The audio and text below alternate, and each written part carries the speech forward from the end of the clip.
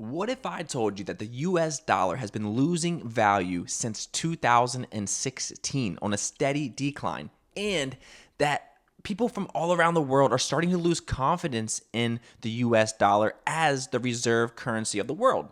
Well, you'd probably be like, Jack, that's pretty alarming, and I don't blame you. And some of you might already realize this. But in this video, I'm going to talk about why the dollar has been losing so much value during this time and what's really speeding it up this time. And then there's also one really alarming thing that's different than any other time that the stock market has crashed that we really need to pay attention to. And then I'm going to talk about some of the benefits of the US dollar being the reserve currency of the world. Then lastly, we'll talk about some ways to hedge your bets if you feel that the trend of the dollar headed towards de-dollarization is going to continue. So all I ask for you to do is like this video and subscribe to the channel for more content like this, and let's get right into it. All right, so let's take a look at this short clip from the co-founder of BlackRock describing what's really different this time compared to any other times when we've seen a big crash in the market like we have recently.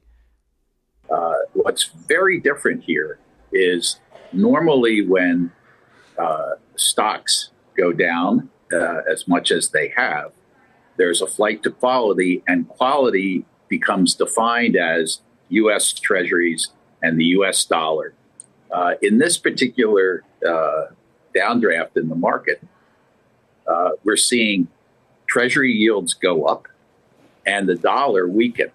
That's kind of an alarming trend. To me, that's flashing yellow that something is going on here more than just deleveraging. So let's recap what the co-founder of BlackRock was saying.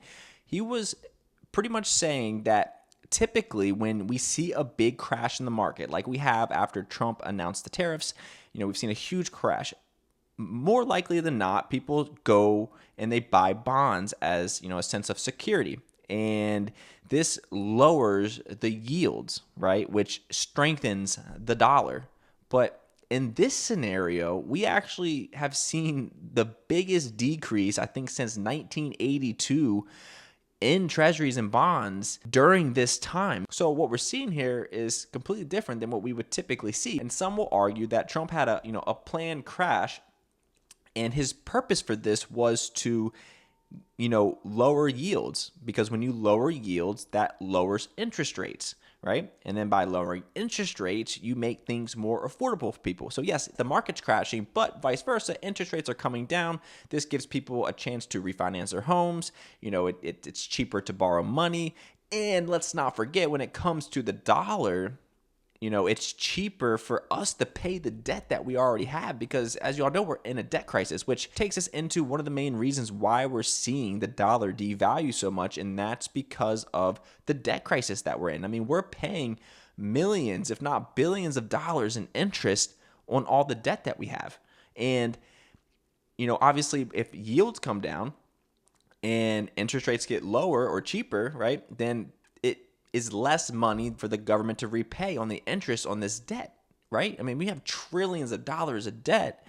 With these interest rates as high as they are, you're paying so much interest, right? And this is one of the reasons why we're seeing the dollar devalue so much, because the debt crisis has just been getting out of control. It wasn't too long ago where we had to push the debt, ceiling higher because we reached the limit. Right? Another reason why we're seeing the dollar be devalued is because of the government printing trillions and trillions of dollars to finance government overspending. And it's like anything, right? It's supply and demand. So the more supply or the more dollars that you pump into the economy, it's going to decrease the value of the dollar. I mean, look at Bitcoin, for example. It has a limited supply, and that's why you see the price of Bitcoin continue to reach levels that you would never think was possible, because they're not adding any more Bitcoin or any more supply of it. So the last reason that I'm going to cover, because obviously there's more than just 3 reasons why we're seeing the dollar devalue, but that's the Trump tariffs, right? The elephant in the room, and maybe the obvious one, but I feel that this is probably one of the reasons why we're going to see an increase in the devaluation of the dollar, assuming everything stays the same. And let me tell you why. All right, so let's use China, for example, with these crazy amount of tariffs, right? So if China wants to do trade with us, or any country in that matter, but let's say China, then they need to hold US dollars to do trade, right? They need our currency. And they don't actually hold like the US dollars, they hold treasuries, all right? And so with these high tariffs, what's that going to do? That's going to deter China from wanting to do trade with us, right? Because it costs so much to do so. So let's try to outsource and find, other ways to produce our products and not use the US, right? That would be the goal. And then, so what's that mean? It means if they're going to do less trade or less business with us, then they need less dollars. And if they need less dollars, then they can sell their treasuries, or they will sell treasuries because they don't need the dollars anymore, right? And that's going to plummet treasuries, which will, make yields increase, and then that essentially increases interest rates. And that's just going to worsen the debt crisis that we're already in. That's also an issue for the devaluation of the dollar.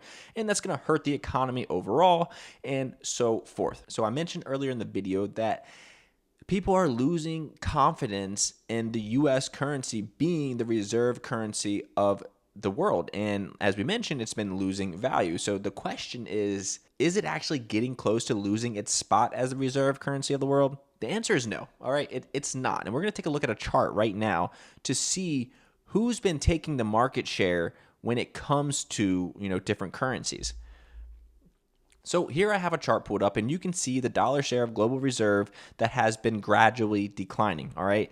So I said since 2016, and that's because you saw a little peak up here where we got back up, close to 65, 66, something like that. And then ever since then, right, we've been on a steady decline. And I mean, if we look at the long-term trend since the 2000s, it looks like a pretty steady decline.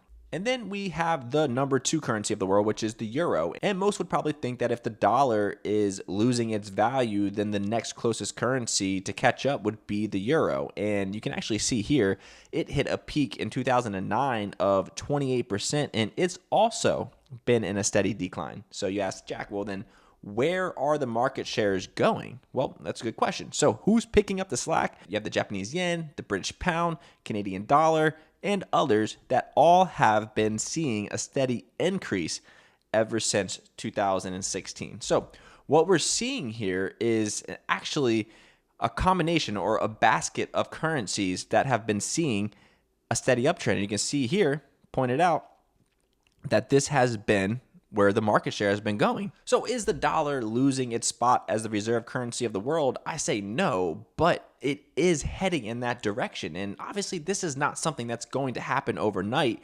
And, I mentioned the tariffs accelerating this, but it still doesn't mean it's going to happen anytime real soon. It's just something that we need to really pay attention to as, 5, 10, 15, 20 years from now, this could be an issue. Now let's talk about some of the benefits of the US dollar being the world reserve currency. And one of them is lowering borrowing costs to the US government. And this is because other countries have trust in the US dollar and its value. And because of that, it's less risky to loan us money.